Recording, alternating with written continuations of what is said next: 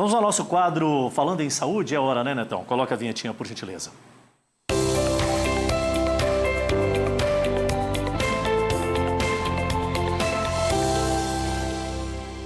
E hoje o convidado para falar conosco aqui é o Dr. Rodrigo Bastos, proctologista.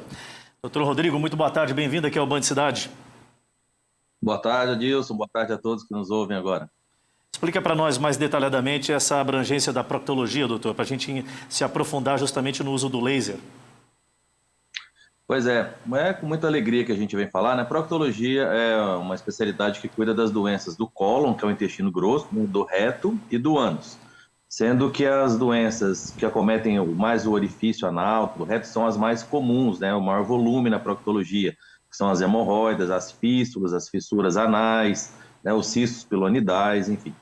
E com grande satisfação que a gente vem cada vez, né, que participa aqui do seu programa, com muita honra, trazer as novidades que a gente tem na Clínica Prox, que fica no Hospital Central, das mais avançadas técnicas minimamente invasivas para tratar essas doenças, né? E inclusive agora com laser, né, para o tratamento de todas essas doenças, tanto da hemorroida, como da fístula perianal, do cisto pilonidal. A gente mais para frente agora vai ver umas imagens e a gente consegue diminuir o trauma, diminuir a ferida operatória usando essas técnicas que hoje a gente já consegue ter, né? Nós temos aqui já em Rondônia, que são as técnicas mais avançadas, não só no Brasil, como no mundo também. Doutor, antes de se aprofundar na questão do tratamento, eu queria saber o que a gente pode fazer para tentar se prevenir ao máximo, para não chegar a esse ponto de necessitar de um procedimento cirúrgico.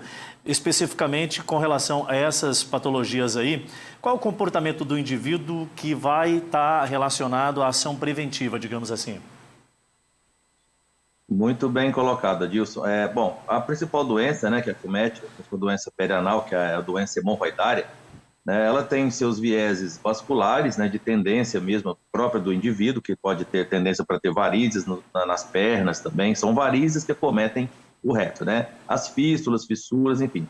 De um modo geral, elas estão condicionadas ao hábito de vida da pessoa, né? Então, a alimentação tem que ser rica em fibras nas frutas, verduras, legumes, a ingestão de água, pelo menos 2 litros de água por dia. Muito importante, as pessoas acima de 60 anos, o ser humano, quando vai chegando numa idade mais avançada, ele vai perdendo o hábito de se hidratar. Então, é muito importante ter aquela garrafinha d'água como um relógio, como um remedinho ali para poder estar se hidratando e evitando complicações. Além disso, não usar o papel higiênico. O papel higiênico foi feito para secar, né, a região anal. Então, sempre após usar o banheiro, lavar essa região e usar o papel somente para secar, para não causar traumas. O exercício físico ajuda muito o intestino, as pessoas que têm prisão de ventre, né, a dieta rica em fibras. Isso tudo contribui para evitar o avanço, né, ou a formação dessas doenças que acometem a região perianal. Perfeito. Doutor, o senhor tocou em alguns pontos aí que parecem ser coisas tão simples, mas que fazem um grande diferencial no médio prazo da vida do cidadão, né, da pessoa, do indivíduo. Eu não tinha parado para avaliar justamente essa questão. Nunca vem essa orientação específica e explícita sobre o uso adequado do papel higiênico. E aí, assim, de forma tão simplória, a gente aqui num programa de televisão para todo o estado, hoje trazendo essa informação de tamanha relevância que acaba sendo justamente um dos divisores de água na qualidade de vida da pessoa. Nós temos um outro fator que chama a atenção, doutor, é um tabu, né? Um estigma. Olha, falar sobre esse tipo de problema constrange as pessoas. A gente precisa quebrar, romper essa barreira, né? Além de falar sobre esse assunto, que eu acho que é o que inibe muitas das vezes a busca de um profissional da área da saúde no momento precoce, né? Quando você está começando a ter algum tipo de problema. Um outro fator é justamente sobre a questão das cirurgias, que, a que tudo indica, seriam muito invasivas e a recuperação seria um tanto quanto delicada. Isso tem mudado nos últimos tempos, doutor, é isso? Perfeito, Adilson. Antes de entrar nesse assunto, muito boa a sua colocação. Um outro fator muito importante também, né, que contribui muito para o aparecimento dessas doenças, é o tempo a mais ficando no banheiro com o uso do celular. Então, hoje, todo mundo praticamente leva o celular para o banheiro, na hora de fazer suas necessidades. Esse tempo a mais que a gente fica no banheiro mexendo no celular aumenta muito a pressão ali na região perianal e pode levar a aparecimento de doença hemorroidária. Então, é um costume muito grande, né, da população fazer isso. A gente precisa abandonar isso e de ir ao banheiro somente quando tiver vontade. Vai estar com vontade, vai ao banheiro, faz a sua necessidade e pronto.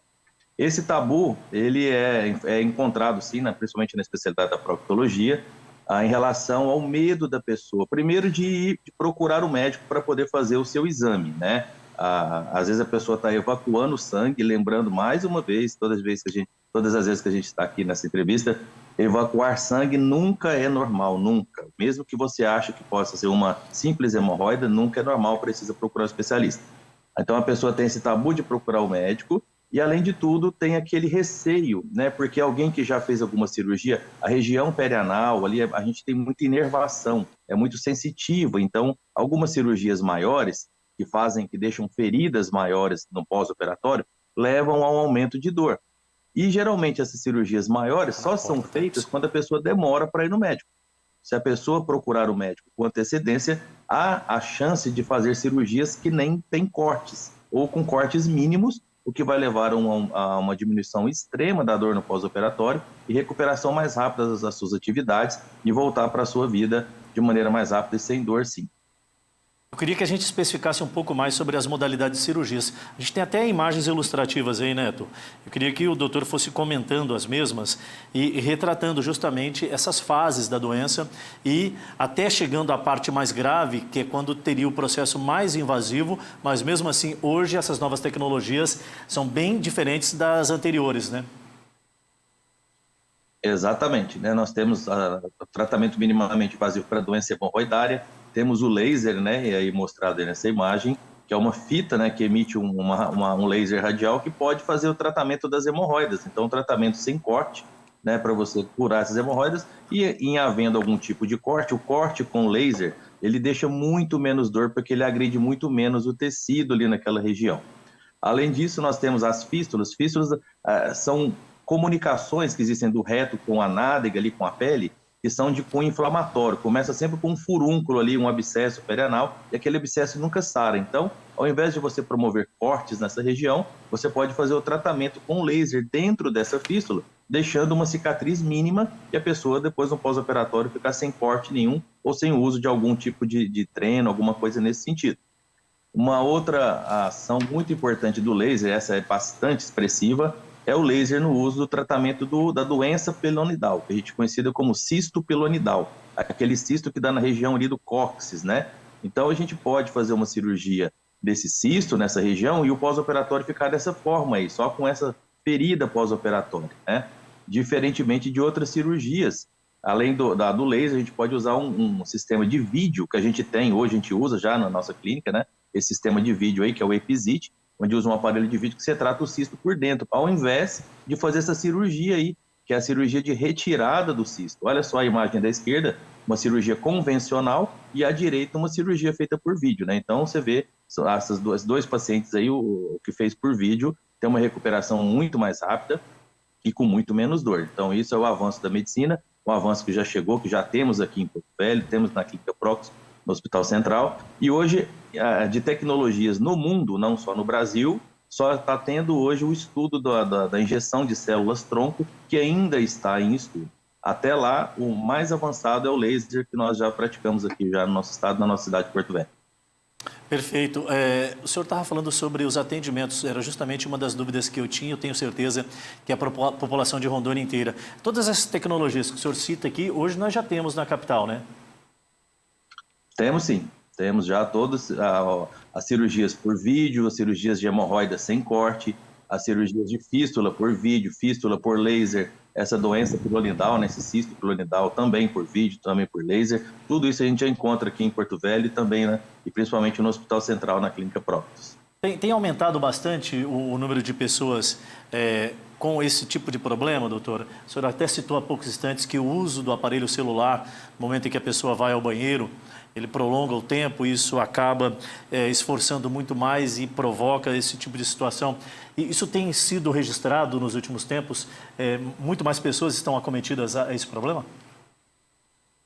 O que a gente nota é que hoje em dia acho que depois da pandemia também, né, que causou infelizmente grandes perdas e grande susto, né, na gente, na população, hoje a procura pelo profissional já está maior. E o que a gente nota, quando a pessoa nos procura, ao colher a história, ao fazer a nossa entrevista, né, a nossa anamnese, quase 100% das pessoas levam o celular ao banheiro, sim, né, e isso promove esse aumento aí da pressão naquela área ali, podendo ocasionar algumas doenças. E uma coisa muito importante, Adilson, para a gente poder frisar aqui, para um público muito especial, muito importante, que é o homem homossexual. O médico do homem homossexual é o proctologista.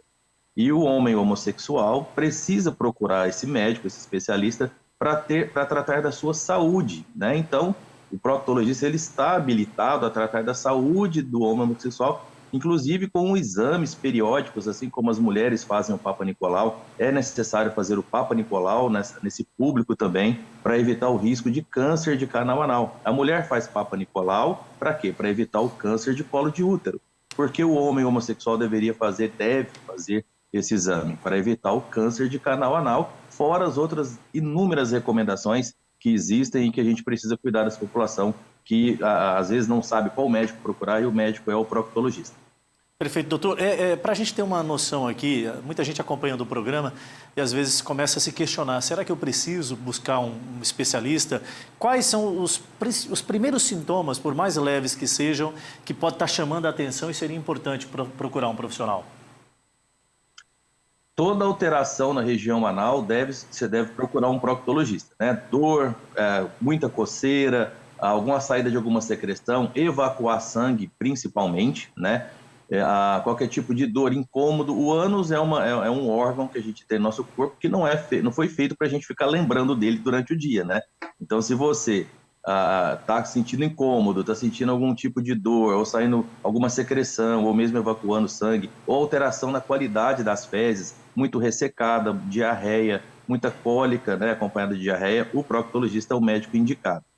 Lembrando que todas as pessoas, todas, homens ou mulheres, ao fazer 45 anos, têm que fazer uma colonoscopia. Para quê? Para o rastreio do câncer de cólon, câncer de reto.